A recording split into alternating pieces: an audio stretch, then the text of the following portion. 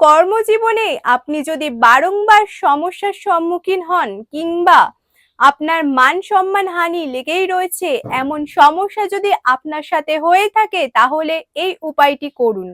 পুরো ভিডিওটি দেখবার জন্য যারা এখনো অবধি আমার চ্যানেলটিকে সাবস্ক্রাইব করেননি, সাবস্ক্রাইব করে দেবেন, লাইক ফলো শেয়ার করে দেবেন এবং কমেন্টে লিখে যাবেন জয় শ্রীকৃষ্ণ। কি করবেন?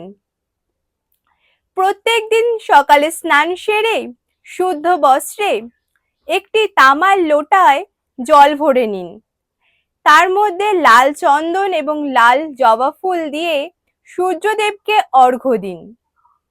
এর পাশাপাশি প্রত্যেক রবিবার আদিত্য হৃদয় স্তোত্র পাঠ করুন।